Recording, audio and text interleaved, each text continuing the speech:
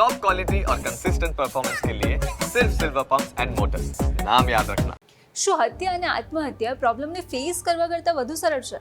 કેમ કે આજની ઘટના જોઈને તો એવું જ લાગે છે કે આ જ એક સરળ ઉપાય છે. કેમ? તો એટલા માટે કેમ કે એક પતિએ તેના જ પરિવારને પતાવી દીધો. એટલું જ નહીં, વચ્ચે પડેલા તેના માતા પિતાને પણ ન બખ્શ્યા અને પછી પોતે પણ આપઘાત કરવાનો પ્રયાસ કર્યો હતો. પણ તેની કિસ્મતે તેનો સાથ ન આપ્યો અને તે બચી ગયો. પરિવારના 4 સભ્યોની હત્યા બાદ 2 વાર આપઘાતના તેના પ્રયાસો અસફળ રહ્યા. નમસ્કાર, આજની ક્રાઇમ કહાની સાથે હું છું ખુશ્બુ પંડ્યા.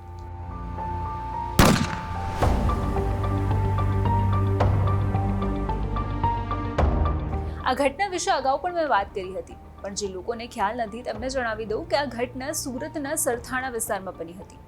27 ડિસેમ્બરની સવારે જે થયું તે કેમ થયું તે જાણવા માટે પાછળની બેક સ્ટોરી જાણવી ખૂબ જ જરૂરી છે. કેમ કે કોઈ પણ ઘટના બને છે તે બનવા પાછળ તેનું પાસ્ટ અને પ્રેઝન્ટ જવાબદાર હોય છે. અને આવું જ સ્મિતના પરિવારમાં પણ હતું. સ્મિતના લગ્ન હિરલ સાથે થયા હતા. તેમને 4 વર્ષનો દીકરો પણ હતો, ચાહત, જેને તેના દાદા દાદી ખૂબ જ પ્રેમ કરતા હતા. અને બસ આમ આ પરિવાર એકબીજા સાથે રહેતો હતો. પ્રેમ તો હતો જ, પણ ઝઘડા પણ એટલા જ હતા. સ્મિતનો સ્વભાવ ગુસ્સેલ હતો.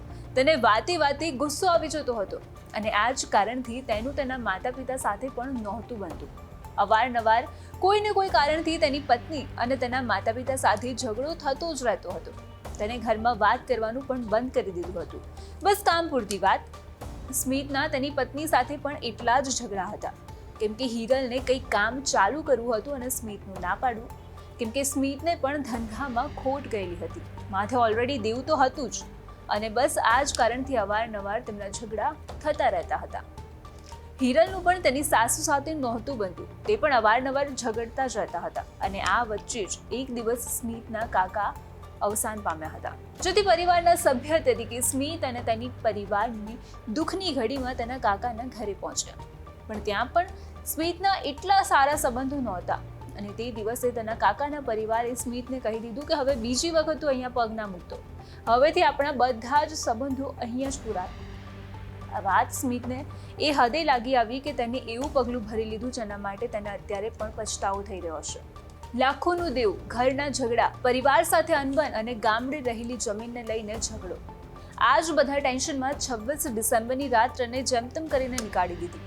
અને તે દિવસે પણ તેનો તેની પત્ની સાથે ઝઘડો ઓલરેડી થયેલો જ હતો.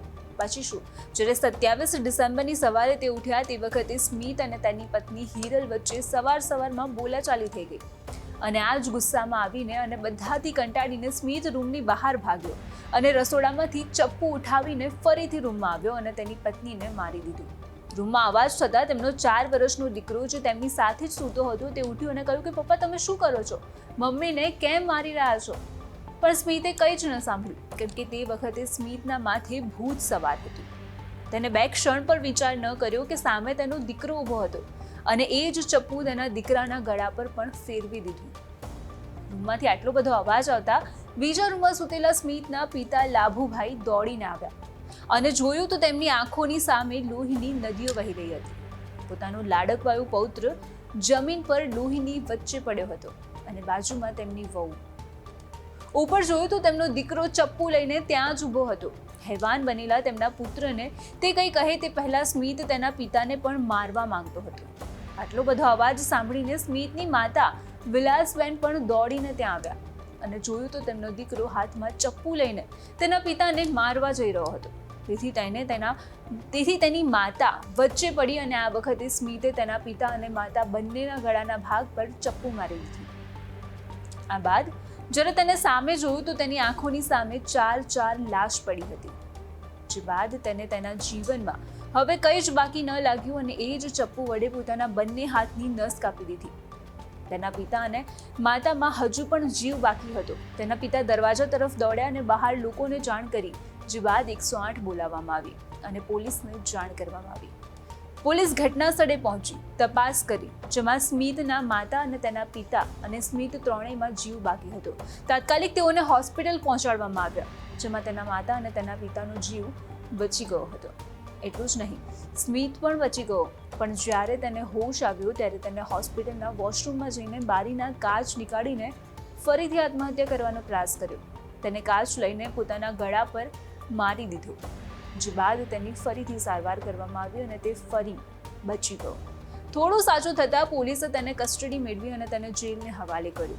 તે ફરી આવું પગલું ન ભરે તે માટે તેની દેખરેખ પણ રાખવામાં આવી અને થોડાક સમય બાદ તેને ઘટના સ્થળે લઈ જઈને રિકન્સ્ટ્રક્શન હાથ ધરવામાં આવ્યું, જ્યાં તે તૂટી પડ્યો હતો. અને આ વખતે તેને કબૂલ કર્યું કે તેને આ હત્યા રોજબરોજના ઝઘડાથી કંટાળીને કરી હતી અને તે બાદ પોતે પણ મરી જશે એવું વિચારીને જ આ હત્યા કરી હતી. પણ શું ખરેખર સ્મિતે જે પણ કંઈ કર્યું છે તે વાલિડ હતું? આખા પરિવારને એક જ ઝાટકી પતાવી દીધો. પોતાના 4 વર્ષના દીકરાનું પણ ના વિચાર્યું. શું ખરેખર કોઈ બાપ આવું કરી શકે? શું કોઈ ટેન્શન, કોઈ સમસ્યા, કોઈ ઝઘડો એટલો મોટો હાવી થઈ શકે કે સામે કોણ છે તે પણ ન દેખાય? હેવાન બનેલા સ્મિતે પોતાના મા બાપનું પણ ના વિચાર્યું. સેવા કરવાને બદલે ચપ્પુના ઘા ઝીંકી દીધા. ખેર, તેને તો જે કર્યું તેની સજા તો તેને મળી જ જશે. તો અત્યારે ક્રાઇમ કહાનીમાં બસ આટલું જ. આપણે ફરી મળીશું એક નવી કહાની સાથે. નમસ્કાર.